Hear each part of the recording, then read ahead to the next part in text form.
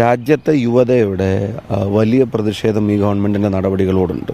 ഇപ്പോൾ കഴിഞ്ഞ തവണത്തെ പോലെ അവഗണിക്കാവുന്ന ഒരു ശക്തിയല്ല രാജ്യത്തെ പ്രതിപക്ഷം. രാജ്യത്തെ പ്രതിപക്ഷത്തിന് സ്ട്രെങ്ത് ഉണ്ട്, ഫോഴ്സ് ഉണ്ട്, നല്ല രീതിയിൽ കാര്യങ്ങളെ പ്രസൻറ്റ് ചെയ്യാൻ കഴിയാവുന്ന ഒരു ടീമുണ്ട്. അപ്പോൾ അതിൻ്റെ ഭാഗമായിട്ട് ഇവിടെ ഒരു ജനാധിപത്യത്തിൽ ഒരു പ്രതിപക്ഷ ശബ്ദമാവുക എന്നുള്ള ഉത്തരവാദിത്വം പാർലമെൻറ്റിനകത്തുണ്ട്. മെമ്പർ ഓഫ് പാർലമെൻറ്റ് എന്നുള്ള നിലക്ക് ഒന്നാമത്തെ പരിഗണന തീർച്ചയായിട്ടും വടകരയിൽ ഇത്രയും വലിയ വിജയം തന്ന ജനത, ആ ജനതയും അവിടുത്തെ അടുത്ത ജനറേഷനും ആഗ്രഹിക്കുന്ന വികസനക്ഷേമ പ്രവർത്തനങ്ങൾ അവിടെ നടപ്പിലാക്കാനുള്ള തയ്യാറെടുപ്പുകൾ, അതിനുള്ള പരിശ്രമങ്ങൾ നടത്തേണ്ടതുണ്ട്. ഇന്ത്യ മുന്നണിയുടെ ശബ്ദമാവുക എന്നുള്ളത് പാർലമെൻറ്റിനകത്തും ഒരു ഉത്തരവാദിത്തമായിട്ട് കാണുന്നു. അത് നിറവേറ്റാൻ പരമാവധി ശ്രമിക്കും.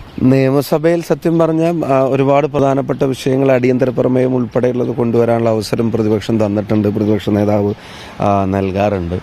അപ്പം സത്യം പറഞ്ഞാൽ അതൊരു ഒരു നമുക്ക് ഓർഗാനിക്കായിട്ട് ഇടപെടാൻ പറ്റുമായിരുന്ന ഒരു സ്ഥലമായിരുന്നു. നിയമസഭാ പ്രവർത്തനം കഴിഞ്ഞ 13 വർഷം നന്നായിട്ട് തന്നെ ചെയ്യാൻ ശ്രമിച്ചിട്ടുമുണ്ടായിരുന്നു.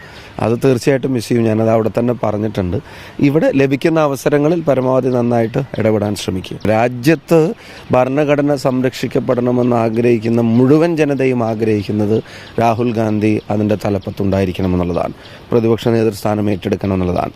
അത് പാർട്ടി ഇപ്പം parliamentary party, Congress parliamentary party കൂടിയ സമയത്തും ഞങ്ങളെയൊക്കെ വിളിച്ചു ചേർത്ത സമയത്തുമൊക്കെ പല വിധത്തിൽ അതിനെ കമ്മ്യൂണിക്കേറ്റ് ചെയ്യാൻ ഞങ്ങളെല്ലാവരും ശ്രമിച്ചിട്ടുണ്ട്.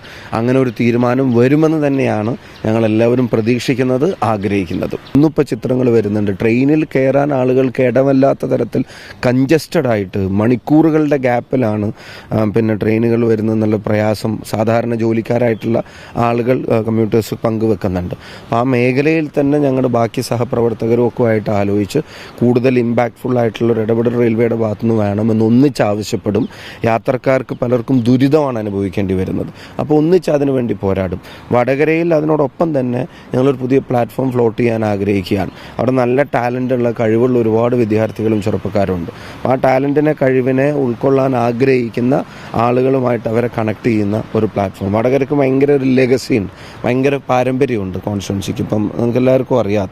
അപ്പോൾ അതിനെ ഫ്യൂച്ചറുമായിട്ട് കണക്ട് ചെയ്യുന്ന ഒരു പ്ലാറ്റ്ഫോം, അവസരങ്ങൾ വിദ്യാർത്ഥികൾക്കും യുവതക്കും ഒക്കെ ഒരുക്കുന്ന ഒരു പ്ലാറ്റ്ഫോമും കൂടെ ഫ്ലോട്ട് ചെയ്യാനുള്ള തീരുമാനങ്ങൾ എടുത്തിട്ടുണ്ട്.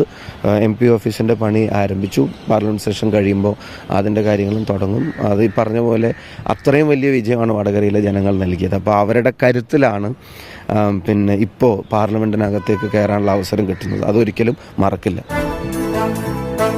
i2i News, an eye for truth. i2i News subscribe ചെയ്തിട്ടില്ലാത്തവർ ഇപ്പോൾ തന്നെ സബ്സ്ക്രൈബ് ചെയ്യുക. നോട്ടിഫിക്കേഷൻ ലഭിക്കുവാൻ ബെൽ ബട്ടണും അമർത്തുക.